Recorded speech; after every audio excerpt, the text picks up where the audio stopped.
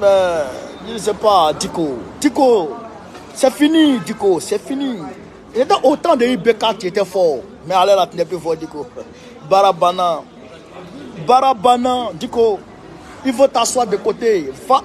C'est-à-dire que prends ton Coran et enseigne ton Coran pour avoir la face de Dieu demain. Pour avoir le paradis demain. Sinon, si tu veux rester dans la politique, oh, Diko, Diko, Diko, c'est fini, Diko. Diko, c'est fini, le vieux, c'est fini. Barabana. Nous, actuellement, là, la politique, là, on a colonisé la communication. La communication dans la sphère politique, dans la sphère géopolitique. On a colonisé la communication. C'est fini, Diko, c'est fini. C'est fini, c'est fini, va t'asseoir. Va t'asseoir, enseigne le Coran, prêche la parole de Dieu. Laisse ça, laisse à côté. Laisse les ouya là. Voilà. Le calife, comment il s'appelle? Le chef de Nioro, le chef de Nioro, lui il a dit, il a demandé à ses disciples, à ses frères, il a demandé à sa communauté de voter oui. Le oui. C'est tout. Nous, on n'est pas dans ton ouya, on n'est pas dans le nous, le oui qui nous intéresse. Donc, j'appelle tous les Maliens à aller voter le oui. Allez voter le oui, ça va finir. Camarades, on va aller pas à pas. On va parler du Sénégal parce que j'ai mon ami Las Kasfof qui a été victime de tentative d'agression aujourd'hui. Il a été victime de tentative d'agression. Mais ceux qui voulaient l'agresser ont été arrêtés par la police. Non, on va aller pas à pas. Frère, Gbagbo Laurent, actuellement où je vous parle, Gbagbo Laurent est rentré dans son bois sacré. Où on se parle là, Gbagbo Laurent est dans son bois sacré actuellement, frère. C'est-à-dire que les comment dirais-je, les diplomaties, les chancelleries succèdent aux chancelleries. Les chancelleries succèdent aux chancelleries. Vous pouvez le voir. Alors où je vous parle là, les chancelleries succèdent aux chancelleries. Vous pouvez le voir, Gbagbo. Pour parler avec lui par rapport à ce que Draman a fait. Frère, Draman c'est comme il est rentré dans un entonnoir. Vous comprenez? Quand tu mets l'eau dans l'entonnoir, quand tu mets du liquide dans l'entonnoir, ça descend. Tu mets l'eau dans l'entonnoir, ça descend. Tu mets l'huile dans l'entonnoir, ça descend. Tu mets carburant dans l'entonnoir, ça descend. Mais quand tu mets un corps solide dans l'entonnoir, ça va se coincer devant là-bas. Vous comprenez? Ça va se coincer devant là-bas. Ça ne peut pas passer parce que c'est solide et le volume est grand par rapport au trou de l'entonnoir. Donc aujourd'hui, Draman Ouattara est coincé devant là-bas. Il ne peut pas sortir. La seule solution qu'il a, c'est de faire demi-tour, c'est de reculer. Maintenant, comment reculer? C'est là la question. Comment Draman va reculer? C'est là la question. Donc, comme Baokone vous l'avez dit, il y a un peu plus d'une semaine, quand cette affaire a commencé, j'ai dit, excusez-moi, partagez la vidéo, chers camarades, partagez la vidéo, s'il vous plaît.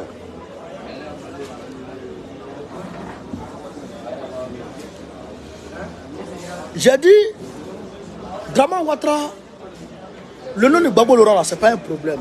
Gbagbo là, il est sur la liste. Et vous avez dit ça, Gbagbo est sur la liste. Draman Ouattara, il veut être lui aussi éligible. Vous comprenez? Pour un 4e mandat. Draman veut être éligible pour un 4e mandat. Donc, il faut dans un premier temps créer ce brouhaha-là, créer cette zizanie et puis rentrer en négociation avec Gbagbo. Qui dit négociation dit compromission. Qui dit négociation dit acceptation d'un certain nombre de choses. Vous comprenez? Donc, Draman veut faire accepter Gbagbo, lui son éligibilité. C'est-à-dire il veut faire accepter Gbagbo sa candidature pour un 4e mandat. C'est ça qu'il veut, il veut faire accepter à Gbagbo et Bédié. C'est pourquoi pendant que il dit que le nom de Gbagbo ne sera pas sur la liste, en même temps il menace le PDCI-RDA de dissoudre le PDCI-RDA. Il menace le PDCI-RDA de dissolution effective de ce parti-là. Vous comprenez? Pour qu'on vienne s'asseoir et qu'on parle et que les deux grands acceptent que lui, Draman, il aille aux élections, que les deux là aussi puissent aller aux élections. Voilà ce que Draman Ouattara recherche. Et c'est pourquoi aujourd'hui, il est en train de demander pardon à Gbagbo. Mais, dans un premier temps,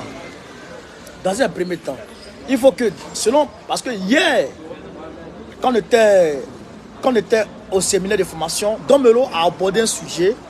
Vraiment, Domelo nous a mis face à face deux visages. Vraiment, c'était tellement limpide que tout le monde était, on va dire, tout le monde était ébahi par ce face à face que Domelo a créé. Domelo dit, tu prends le visage de Blaise Compaoré. Blaise Compaoré est ivoirien depuis, on va dire, 2014. Après sa chute, après être chassé comme un malpropre, comme un chien galeux du Burkina Faso, Blaise Compaoré est arrivé en Côte d'Ivoire et il a eu la nationalité ivoirienne, donc il est ivoirien. Et donc après 5 ans, il peut prétendre la magistrature suprême. Il peut prétendre briquer la magistrature suprême. Donc il peut être candidat. Donc il est éligible pour être président de la République, pour être candidat à la présidence de la République de Côte d'Ivoire. Est-ce que vous comprenez? Blaise Compaoré que vous voyez là, il est éligible. Blaise Compaoré que vous voyez là, il est électeur en Côte d'Ivoire. Blaise Compaoré que vous voyez là, il peut être candidat à l'élection présidentielle de 2025 en Côte d'Ivoire. Alors vous avez compris, Blaise Compaoré. Alors que Ouattara vient d'enlever le nom de Gbagbo de la liste électorale pour ne pas que Gbagbo soit candidat, pour ne pas que Gbagbo soit électeur. Donc, Blaise Compaoré est électeur, Blaise Compaoré peut être candidat, mais Gbagbo n'est pas électeur, Gbagbo ne peut pas être candidat. Est-ce que ça là, il y a plus, est-ce qu'il y a plus acte, il y a plus une action plus révoltante que ça, il y a plus injustice plus révoltante que ça là, de vous à moi. Est-ce qu'on peut avoir dans ce monde une injustice qui peut révolter les gens plus que ça? De vous à moi. Parce qu'après 5 ans, quand tu es naturalisé en Côte d'Ivoire, après 5 ans, tu peux être candidat. 2014-2023, les 5 ans sont déjà bons. Donc Blaise Compaoré peut être candidat en Côte d'Ivoire. Il est électeur d'ailleurs. Blaise Compaoré. S'il s'inscrit sur la liste électorale, il est électeur. S'il veut être candidat à la présidentielle, il peut être candidat. Mais Gbagbo, le fils de Koudou Sépè Paul et de Gado Marguerite, né à Maman, frère, né à Maman, bêté de père, de mère et de terre, ivoirien de père, de mère et de terre. Ça va? Hein? De ouf, de ouf. Parce que mon candidat là, ils l'ont radié de la liste électorale. Ouais, mais oui, c'est ce que Ouattara il a fait. Ouattara, on va les chasser. Non, on va les vite faire. Après, tu sais pas ce qui peut se passer. Non, on va les chasser. Là, il est coincé, mais on va le chasser. T'inquiète. T'inquiète. Ouais. Donc, vous comprenez? Blaise Compaoré peut être candidat. Et nous, Gbagbo ne peut pas être candidat. Donc, regardez un peu ce qui se passe. Vous voyez un peu l'injustice? Vous voyez un peu la cruauté? Blaise Compaoré qui a tué Thomas Sankara, peut être candidat en Côte d'Ivoire. Il est électeur. Blaise Compaoré, qui a tué la démocratie au Burkina Faso, peut être candidat en Côte d'Ivoire et électeur en Côte d'Ivoire. Blaise Compaoré, qui a tué l'élan panafricaniste au Burkina Faso pendant combien de décennies, est candidat et peut être électeur et peut être candidat en Côte d'Ivoire. Blaise Compaoré, qui a créé la rébellion avec Dramane Ouattara pour tuer les Ivoiriens, peut être candidat et est électeur en Côte d'Ivoire. Blaise Compaoré, qui a souhaité la mort de Gbagbo Laurent, qui a mobilisé des Burkinabés de façon malicieuse, des Burkinabés qui ne savaient pas ce qu'ils faisaient, peut être parlé de tuer les Ivoiriens, peut être candidat et est électeur en Côte d'Ivoire. Mais Gbagbo Laurent, qui se bat pour le panafricanisme, Gbagbo Laurent, qui n'a jamais pris les armes, étant dans l'opposition, qui a toujours prôné le dialogue, un fils digne de la Côte d'Ivoire, ne peut pas être candidat et est inéligible. Frère, est-ce que ça là, il y a injustice plus révoltant que ça de vous à moi? Est-ce qu'il peut exister dans le monde une injustice plus, frère, une injustice plus révoltante que ça là? Ça ne peut pas exister. Ça ne peut pas exister. Vous comprenez? Ça ne peut pas exister. Donc, nous demandons à M. Dramane que, et d'ailleurs c'est la position de Gbagbo, son droit, il ne négocie pas. Dramane veut être candidat en 2024, en 2025, ça c'est un autre débat. Voilà comment Gbagbo les répond.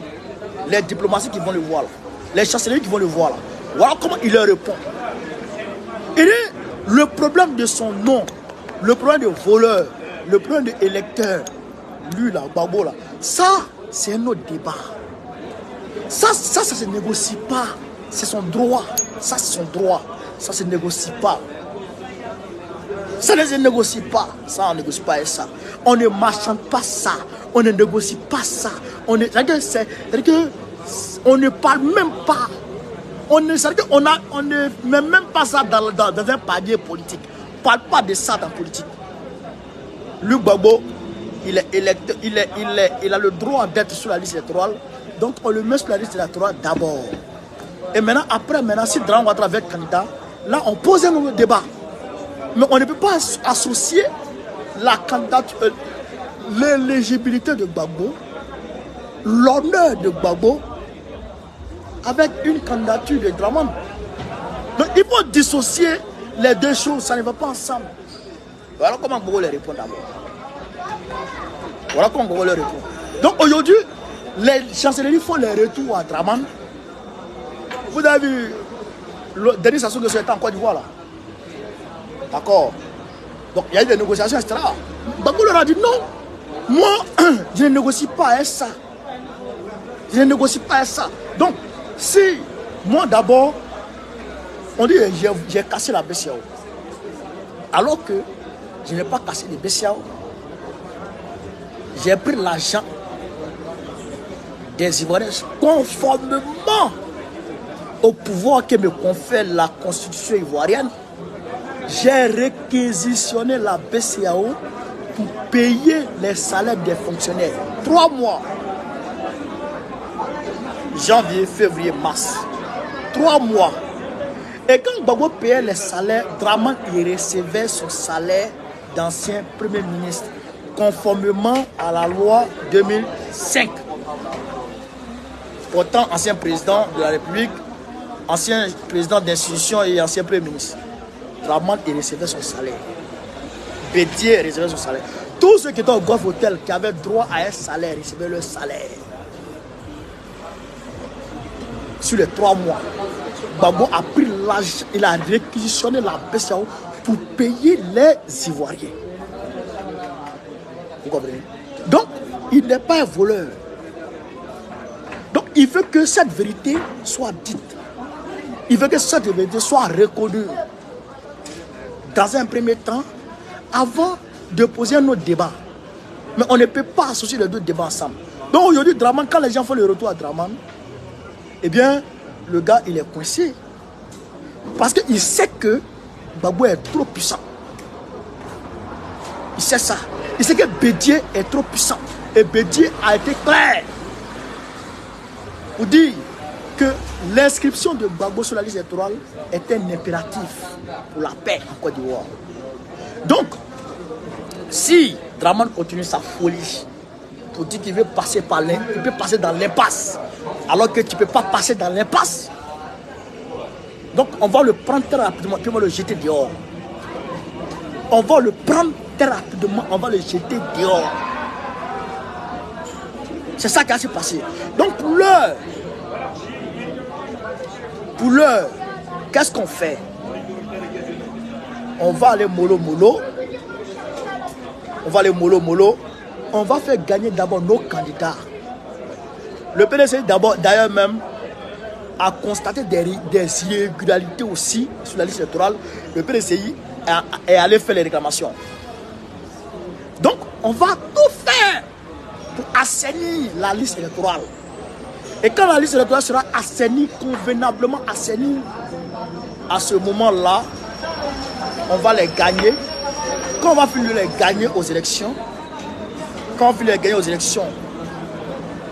locales, mon grand frère Bilo Daniel va gagner, le ministre Awa Dombelo va gagner, Damana Picasso va gagner, mon oncle Diomane Marou va gagner, Katinan va gagner, Hubert Oulay va gagner, tout le monde va gagner. Quand on va finir de gagner, Stéphane Kipé va gagner, quand on va finir de les gagner là, on a fini de les gagner, on a pris les sièges, on les a mis au chômage. On les a mis au chômage. Ouais, on les met au chômage. Ces maires, ces conseils de on les met au chômage. Quand on a fini de les mettre au chômage maintenant là maintenant, on prend la jeunesse, on travaille avec la jeunesse, on mobilise nos gars, on envoie des missions dans les villages pour jouer avec la stratégie qu'on a mis en place. Ils sont en train de décliner un peu la partie visible de l'iceberg. Regarde la partie visible de notre stratégie qu'on va vous prendre pour vous frapper. C'est ça que je suis en train de dire, Draman. Il faut écouter. Hein? Quand on finit de vous gagner, là, on finit de vous mettre au chômage, des voleurs, des braqueurs de conseils régionaux de maire, quand on les met au chômage, on va prendre la jeunesse pour travailler avec la jeunesse. Et ça a été dit par Abiba Touré le 31 mars, le 31 mars au 1er avril, là, ça a été dit par Abiba Touré. Ça c'est clair. On va travailler à la jeunesse. Ouais, du PPACI, de notre parti. C'est pas jeunesse de quelque part, hein? C'est jeunesse de notre parti. Simon était en Côte d'Ivoire, il travaillait dedans.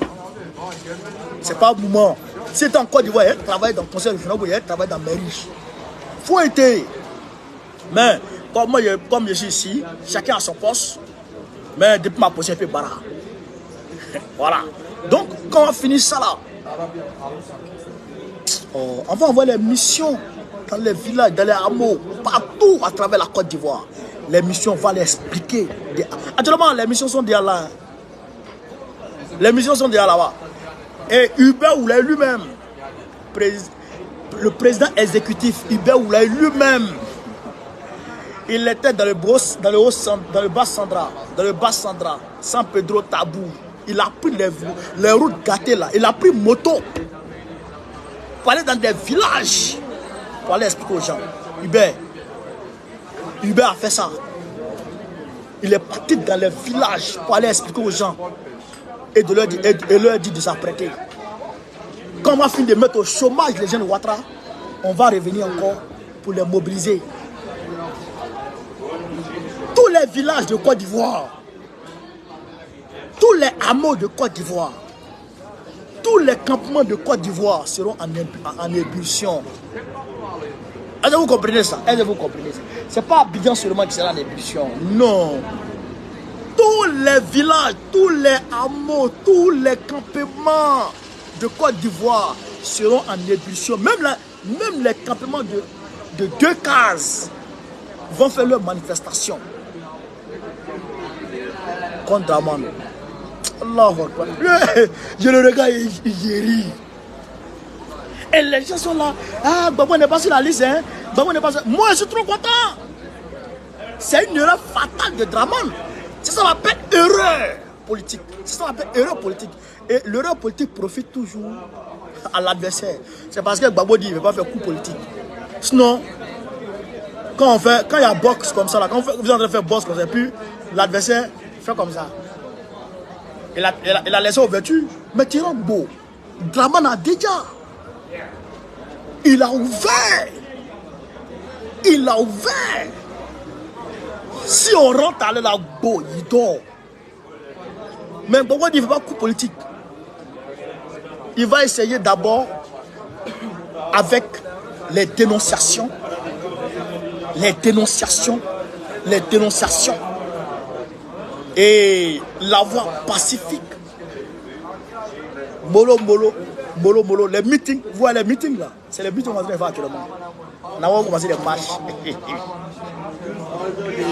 Oh, drama, c'est pas la peine, drama. Les gens ont peur. Ils disent, mais vous, au lieu d'être content, vous avez peur. C'est une erreur politique. C'est une erreur. Donc aujourd'hui, les chancelleries là, les multinationales, aujourd'hui, tout le monde est en train d'appeler Draman. Ils connaissent les militants de Gbagbo. En 2004, allez leur demander. En 2004, allez demander aux multinationales quelle pète ils ont enregistré, quel niveau de pète. Allez leur demander ça en 2004, quand ça a commencé. Allah, ils connaissent Ivoiriens. Ils connaissent Ivoiriens. Quand ça a commencé là, aucun Ivoirien n'aura fait encore. Tellement que les sacs gris seront remplis dans les maisons des gens. Quand ça a commencé, je rigole. Je rigole. Quand ça a commencé, tous les Ivoiriens vont avoir essence dans leurs motos, dans leurs voitures. Tous les Ivoiriens vont avoir gasoil dans leurs véhicules. Quand ça a commencé, les gens sont là. Donc eux, ils ont peur. Ils ont peur. Les multinationales, là, ils ont peur. Ils disent, mais tu veux créer quoi? Tu veux créer quoi? On t'a donné 2 mandats, tu as vu tes 2 mandats, tu as en train de nous mettre en problème. Tu veux créer quoi?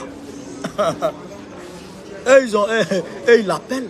C'est pourquoi il envoie les gens pour donner par là. Il n'y a rien. Gbagbo dit non, il n'y a pas par là. Moi, est-ce que vous me voyez depuis que je suis rentré là? Est-ce que vous me voyez par là? Je ne fais pas par là. Je n'ai jamais encore demandé à quelqu'un de sortir. Alors que j'ai les raisons, j'ai mes raisons, j'ai des causes qui peuvent amener quelqu'un à sortir. Notamment les camarades qui sont en prison. Les Ivoiriens qui sont en prison, les Dogo Blestra. Mais on peut sortir par rapport à tout ça. Mais Gbagbo dit non, c'est pas ça. Moi, je demande, il n'a qu'à mettre. Je n'ai pas volé. Je l'ai payé lui-même. Et il a mis cet argent. Je l'ai payé lui-même et il a mis là. Donc, il ne faut pas m'emmerder. Il n'a qu'à me réinscrire sur la liste. Il n'a qu'à me réinscrire sur la liste électorale. Vous comprenez, chers camarades? Voilà la réalité. Voilà la réalité.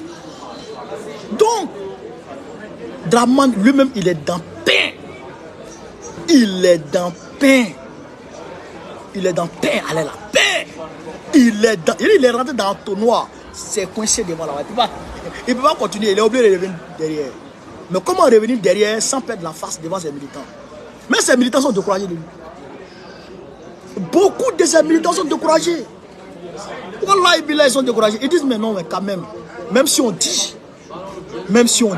comment Blaise Compaoré peut être sur la liste électorale et Gbagbo n'est pas sur la liste électorale? Comment c'est possible? Les gens disent, mais c'est pas possible. Eux, ils disent, c'est pas. Les militants même disent, c'est pas possible. Aïe! Ils pensent que eux, là, les militants vont se battre pour eux. Il y a dit, tous les villages vont sortir. Il ne va pas comprendre.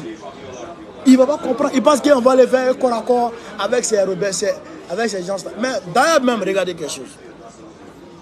Regardez quelque chose. Aujourd'hui, en Côte d'Ivoire, j'ai vous dit quelque chose. Il faut que vous compreniez. Aujourd'hui, à Jacquesville, il y a un centre y a une base militaire, on va dire américaine, où on forme où on forme les soldats pour combattre le terrorisme. Base de formation antiterroriste à Jacquesville. On est d'accord? Les Américains qui forment là-bas, là, c'est eux qui ont formé, excusez-moi, c'est eux qui ont formé les Doumbouya, les Damiba et bien d'autres. Quand ils ont fini de former, il y a eu coup d'État. Ouais, le Congrès américain l'a dit. Et moi, dès que Damiba avait le coup d'État en 2021, j'ai été la première personne à dire que c'est les Américains qui sont derrière. J'ai été la première personne à dire. Ce jour-là, les gens ne me croyaient pas. Les gens disent c'est la France. Ils disent c'est pas la France, c'est les Américains qui sont derrière le coup d'État de Damiba. Et je l'ai dit. Et la vérité est sortie. Et 2 ans, un an ou 2 ans après, on a tout eu en avance. Oui. Et j'ai dit Doumbouya, c'est les Américains. Je l'ai dit. Mais les gens disent c'est la France. C'est pas la France, c'est les Américains. Et les mêmes Américains là, ils veulent frapper Draman. Est-ce que vous avez compris ça? Donc leur base militaire là, ils attendent froufrou. Ils ont dit tout est déjà arrêté, tout est déjà calculé. Même la déclaration est déjà prête. Ils ne connaissent rien. Donc aujourd'hui, nous on sait ça. Nous on sait ça. On sait que les Américains sont prêts à renverser le Moro pour mettre leur gars. On sait. On sait ça. Donc nous, on n'est pas bêtes pour travailler pour les Américains. C'est pourquoi la France est allée renforcer son effectif. Vous pouvez voir devant les Américains. La France peut faire devant les Américains. Hein, les gars? La France peut faire devant les Américains. Vous avez vu ce qui s'est passé. Vous avez vu ce qui s'est passé. Ici en France, les Américains ont pris un contrat du siècle, le contrat du siècle de la France. Ils ont ramené ça chez eux. Les Français ont fait quoi? Macron fait quoi? Macron, c'est la honte de la France. Macron, il est une honte de la France. Et c'est un oiseau de mauvaise augure. Je le dis, Macron, c'est un malheur pour la France. Mais les gens ne comprennent pas. Depuis longtemps, je dis ça. Est-ce que vous avez dit hier, il y a eu tremblement d'état en France? Est-ce que vous avez dit hier, il y a eu tremblement d'état en France ici? Est-ce que vous avez dit de quelques fractions de secondes, tremblement d'état en France. Mais ça n'a pas détruit. Ça va 2 à 3 fois, ça arrive. Tremblement de terre. Ils n'ont rien compris d'abord. Macron, c'est un malheur. Je vous le dis. Depuis que Macron est venu la France, c'est catastrophe. La dette publique française est aujourd'hui à 114% de son PIB. 114% du PIB, la dette. C'est-à-dire que je travaille, je gagne 100 francs par mois. Je dois 114 francs aux gens. Tu t'en sors comment? Il prend crédit pour payer crédit. Macron a tué la France. Oh, donc regardez un peu. Je vous ai dit 7 ans, non? 7 ans est petit. 7 ans est trop. D'ici 2030, vous allez voir le visage de la France. Awadom l'a dit hier. Les Français vont quitter ici pour aller se chercher en Afrique. Ça va arriver. Déjà, les Espagnols ont commencé à aller chercher au Maroc. Les Anglais vont se chercher, frère, à Dubaï. Ce n'est pas débat, c'est des faits. C'est des faits. La vérité est là. Donc, aujourd'hui, les Américains veulent... Ils vont le faire tomber. Ils vont le faire. Mais nous, on ne veut pas ça. Nous, on ne veut pas ça. Nous, on ne veut pas qu'on le fasse tomber pour mettre le gars, non. Ben si mettre le gars, il va venir à un oué. Non, nous, on ne veut pas ça. Nous, on veut notre bagot. C'est lui, on connaît. Les autres ouya qui sont là. On les jette pas. Nous, c'est notre bagot, on connaît. C'est ça qui est la vérité. Même au Sénégal, il veut faire un maquis. Mais comme la France a miné le terrain, donc aujourd'hui c'est bizarre. Mais Macky, il y a un digne fils du Sénégal qui va le taguer. qui vont le taguer et qui vont le mettre KO. Et ils vont organiser les élections sans pouvoir prendre le pouvoir. C'est ça la vérité, les gars. C'est ça la vérité. Donc, aujourd'hui là, soyez heureux. Soyez enthousiastes. Parce qu'on est proche de la victoire. En Côte d'Ivoire là. Soyez dans la joie. Soyez dans la joie. On est proche de la victoire. On s'élève 1 million de personnes seulement. 1 million de personnes seulement. Même pas 2. Alors que nous on fait 4 millions de personnes. On fait 4 millions de personnes dans la rue. 4 millions. Bien coordonnés. C'est ce qu'il a dit aux Sénégalais. Et les Sénégalais sont en train de reprendre la coordination. Je leur ai dit quoi? Même Nathalie Yama a repris ça. Nathalie Yama a repris ça. Parce que eux, ils ont compté que sur les réseaux sociaux.